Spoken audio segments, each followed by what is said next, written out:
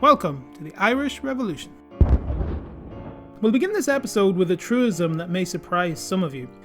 The British policy between 1918 to 1921 was not to revert Ireland to the status quo. Certain realities on the ground had, by 1921 at least, been conceded.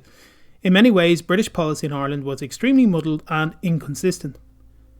Let us first consider the position of the British Empire in 1919-1920. The British Army had just participated in one of the most awful wars in human history. Hundreds of thousands of soldiers died, 30 to 50,000 of whom were Irish. Britain was fighting wars in Afghanistan, it faced unrest in India and Egypt, and a war with Turkey seemed possible.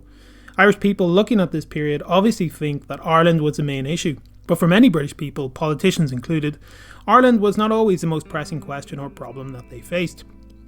The IRA campaign up until 1920 was almost exclusively aimed at the police, the RIC. The native Irish police would gradually lose numbers due to the IRA campaign against them, as well as the boycott policy which devastated their morale. The British would introduce thousands of ex-British Army soldiers and officers in the form of the Black and Tans and the Auxiliaries. Near the end of the war, the British Army in Ireland conducted a surge, reinforcing several areas with fresh troops in an attempt to squeeze the IRA in order to bring them to the negotiating table. So, let's have a look at the British policy in Ireland from the very beginning, looking first at the political situation. The 1918 general election brought about a Sinn Féin landslide in Ireland and transformed politics on the island. Sinn Féin were radical Republicans determined to create an independent Irish Republic and went on to form a revolutionary government, Dáil Éireann. It was almost as impactful in Britain. Lloyd George's coalition won a huge majority, 478 seats out of 707, but the Liberal Party had split on the issue of staying in the coalition. This led to a lopsided parliamentary balance of power, with the Conservative Party, traditionally much more hardline in Ireland, holding 335 seats to the coalition Liberals 133. The Conservatives were happy to remain loyal to Lloyd George, a Liberal, and made no attempt to overturn his government. But their leader, Andrew Bonar Law, a hardline unionist, could have collapsed the government at any time he wished. For this reason, George was restricted in the Irish policy that he was able to implement, not daring to do anything that would not command Conservative support. One other significant change was that by the time the First World War ended, British Conservative opinion had moved significantly on the question of Home Rule. Whereas the Conservative Party helped precipitate a constitutional crisis on the eve of the First World War over Home Rule, they now seem to be perfectly content with accepting it on the condition that Ulster be protected. In other words, the entire British establishment had moved to the idea of Home Rule in Ireland with two parliaments, one in Dublin, the other in Belfast. As to whether the Ulster Parliament would contain 4 or 6 or 9 counties was still to be determined. What had been completely and utterly ruled out was an Irish Republic. They would never countenance something that would risk the breakup of the Empire. An All-Ireland Parliament. They were not going to try and convince Protestant Ulster to join a Catholic Dublin Parliament. The tragedy of this story is that Home Rule was no longer acceptable to a majority of Irish people. They had decisively shifted their position by voting for the separatist Sinn Féin party in 1918, and their military wing, the Irish Volunteers, later the Irish Republican Army, were waging one of the world's first anti-colonial guerrilla wars in the hope of defeating the British Empire and forcing them to recognise an independent 32-county Irish Republic. On the 22nd of December 1919, Lloyd George presented the Government of Ireland Act. This would lead to the creation of 2 parliaments on the island, as discussed earlier. According to the historian Ronan Fanning, its first purpose was to placate Ulster Unionists. It was never intended to satisfy Sinn Féin. In fact, the entire British establishment knew that it would be rejected entirely by the Irish Republicans. The Unionist stranglehold on the British government was so strong that they organised and made sure that the mooted Ulster Parliament would have an inbuilt and artificial sectarian majority by excluding 3 majority Catholic Ulster provinces from the Parliament: Donegal, Cavan and my own native Monaghan. Each of these provinces had significant Protestant minorities, by the way. The Government of Ireland Bill slowly made its way through Parliament and did not pass until the 23rd of December 1920. Sinn Féin, of course, rejected the Government of Ireland Act but did participate in the elections for it, and then went on to form the so-called Second Dáil, Dáil Éireann being the revolutionary parliament of the Irish counter-state which they had established. Now, let's have a look at the British policy of coercion in Ireland. The war against the British state picked up pace in 1920 in Ireland. The G Spy Division of the Dublin Metropolitan Police had been successfully targeted by the Dublin IRA, and in particular the so-called squad set up by Michael Collins for the purpose of eliminating British intelligence assets in and around Dublin. There have been many attacks on the RIC, the Royal Irish Constabulary, by countryside IRA units. This, along with the Dáil boycott campaign against the policemen, absolutely devastated their morale, and by the autumn of 1919, most of the isolated rural police stations had been abandoned. In December 1919, there was an assassination attempt on the Viceroy, Lord French, which scared the cabinet in London. Their own propaganda about the IRA being little more than an unrepresentative criminal element was becoming more and more patently absurd. By the time the British establishment had gotten their head around their political strategy, which had been designed exclusively for Northern Unionists, their security policy was crumbling. British forces were struggling to provide even the semblance of political stability that would be necessary in order to establish the Home Rule Parliament. In March 1920, General Nevil Macready became the commanding officer in Ireland. He was appalled by the Dublin Castle administration, which prompted an extremely critical report by Warren Fisher, the head of the civil service. This led to the appointment of a team of officials headed by John Anderson. Both Macready and Anderson were very sceptical of there being a military solution to the Irish problem, and were privately convinced that the British government must negotiate with Sinn Féin. This was early 1920. However, events were beginning to take on a life of their own. The government had invested resources in rebuilding their intelligence and secret service operations. Another policy, which perhaps became one of the great public relations disasters of all time, was the creation of the Black and Tans, and then later the Auxiliaries. These were ex-servicemen recruited to serve as a special constabulary, as a special gendarmerie, in order to plug the hole in the ranks of the RIC, who had been resigning in record numbers due to the IRA military campaign against them, and the public hostility they faced due to the Dáil organised boycott.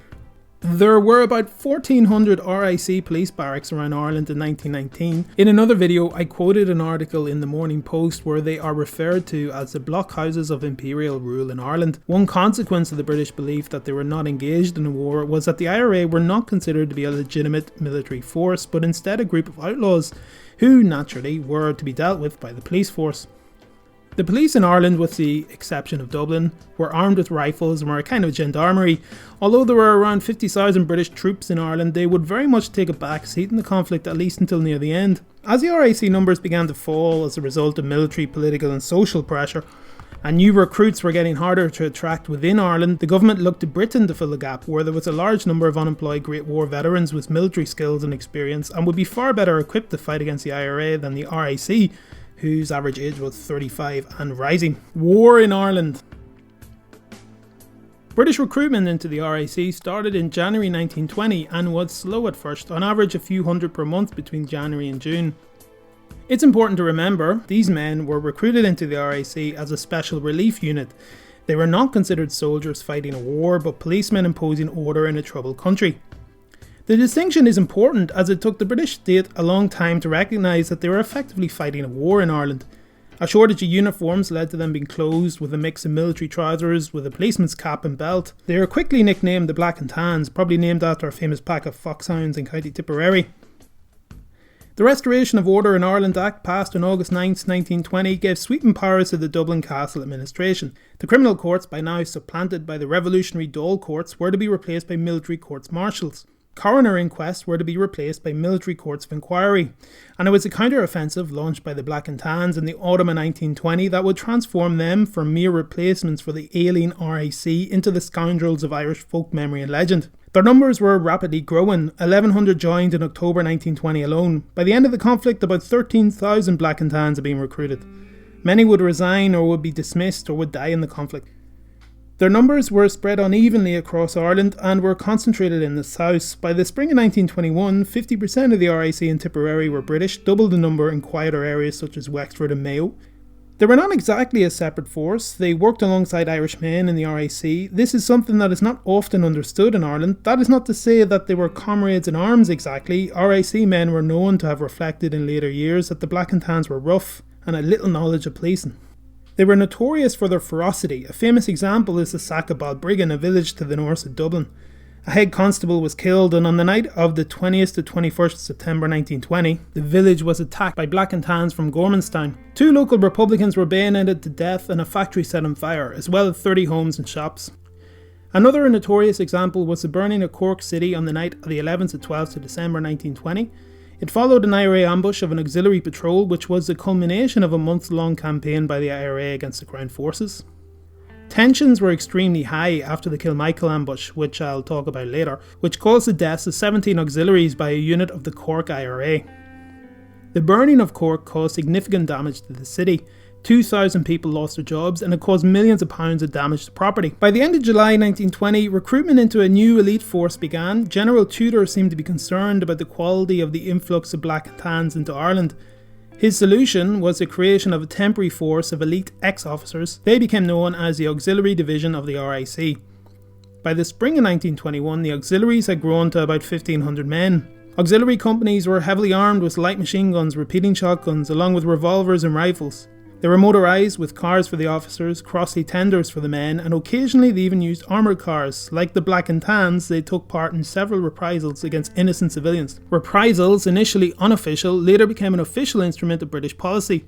Winston Churchill at this time, the Secretary of State for War, was in favour of an official policy, and according to General Henry Wilson, was unbothered by the official policy of reprisal. Lloyd George was willing to have authorised reprisals as opposed to the officially unauthorised reprisals carried out by the Black and Tans, but only once the US election was over, not wanting to arouse the powerful Irish-American lobby.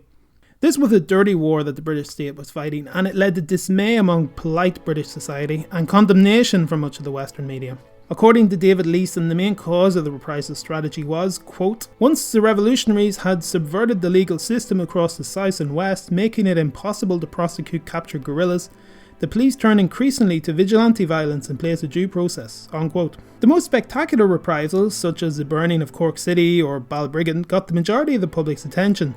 But much more pernicious and much more damaging to whatever remained of the British image in Ireland was the low-level and local grievances.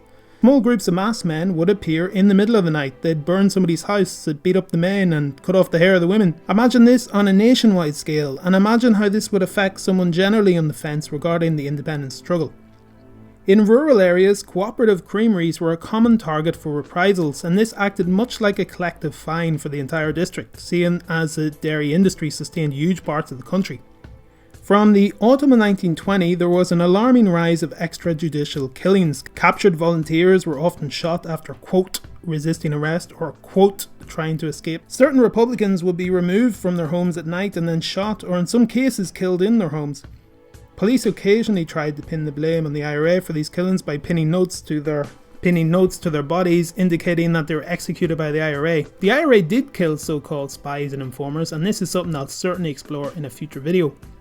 Reprisals became official government policy at the end of December 1920, when the British Army's military governors started imposing them in districts under martial law. By this stage, the British government believed that their draconian policy of using the Black and Tans and official reprisals was working, and that the tide was turning against the IRA. Lloyd George famously declared on the 9th of November 1920 that, quote, we have murder by the throat, unquote. Of course, the gods of fate have their own ways of dealing with hubris like that. First came Bloody Sunday, 21st November 1920, when Michael Collins' aforementioned squad wiped out 14 Dublin intelligence officers. The British then carried out on the same day one of the worst atrocities of the war and butchered unarmed spectators at a GAA game in Croke Park. A week later, the IRA's 3rd Cork Brigade killed 17 auxiliaries in Kilmichael. As Ronan Fanning wrote, quote, these were pivotal moments in the war against the IRA, because they made nonsense of assumption that the end was in sight, unquote. Peace? Lloyd George understood, secretly at least, the necessity of talking to Sinn Féin. Tender peace feelers had already been established with Arthur Griffith of Sinn Féin, seen by the British as something of a moderate. Griffith's go-between, Patrick Moylett, was initially concerned that the escalation would ruin any hopes of a peaceful solution to the ongoing crisis. He was very surprised to see George's reaction to what happened, saying that those men were soldiers and took a soldier's risk, referring to the events of Bloody Sunday in Kilmichael. Of course, this was an implicit recognition by the Prime Minister that they were in fact at war in Ireland. After these events, there began a rather strange shadow war in the British establishment between Doves and Hawks. The official policy of coercion was confused somewhat with the prospect of negotiation, which all parties were aware was potentially just around the corner. Many of the newer officials in Dublin Castle, such as Alfred Cope, were no longer interested in crushing Sinn Féin, but instead were eager to open negotiations. John Anderson, the Dublin Castle official mentioned earlier, described George's strategy as, quote, cracking the whip with one hand and holding out the carrot in the other. He intends to show clearly that war in the gunmen is a l'outrance, and at the same time to encourage the peacemakers, unquote. Hope you like my French pronunciation there. For the first 6 months of 1921, the British emphasis was on the creation of the 6-county Northern Ireland Parliament. George knew that he had to end the Ulster question before he could open negotiations with Sinn Féin. He Here's another Ronan Fanning quote, who, by the way, has written some great stuff from the British perspective in Ireland. Quote, "So although the time was not ripe for Lloyd George to drop the whip, neither did he discard the carrot," unquote. This strange position meant that the government made no effort to arrest President Eamon de Valera, who had returned to Ireland after his American mission. The British offered a kind of olive branch by forcing the retirement of Lord French, who was seen as a hardliner and the personification of the British coercion policy. He was replaced by Viscount Fitzalan, who was a critic of the Black and Tans reprisal policy, and also incidentally became the first Catholic Viscount in centuries. Once the Northern Ireland Parliament had been established, it led to the withdrawal from London political life of Edward Carson, Andrew Bonar Law and Walter Long, extremely hardline unionists. This allowed Lloyd George a little more freedom of action. General Macready helped George with his pragmatic and reasonable rhetorical question to cabinet ministers. Quote, "Half-hearted coercion made the position of the troops and police farcical. It must be all out or another policy. Does the cabinet realise what is involved? Will they go through with it? Will they begin to howl when they hear of our shooting 100 men in 1 week?" Unquote. This was Macready arguing against the expansion of martial law in Ireland, intended to sway the cabinet away from the coercionist position. It worked. Andy Cope, the Dublin Castle official, communicated to Patrick Moylett, Arthur Griffiths' go-between, that, quote, "We are willing to acknowledge that we are defeated," unquote. He was not admitting to being defeated militarily, but rather morally defeated, in that the British were not willing to recruit a huge army and wage all-out war in Ireland, which they theoretically could have.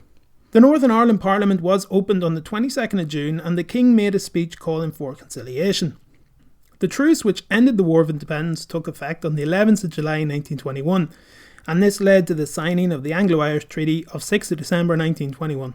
This treaty, which effectively granted the southern 26 counties of Ireland the status of a dominion, was not the republic that the IRA revolutionaries had been fighting for and would go on to cause the Irish Civil War in 1922, but that is a story for another day. Okay, thanks so much for watching, everybody. Thanks a lot. Talk to you soon. Good luck now. Bye.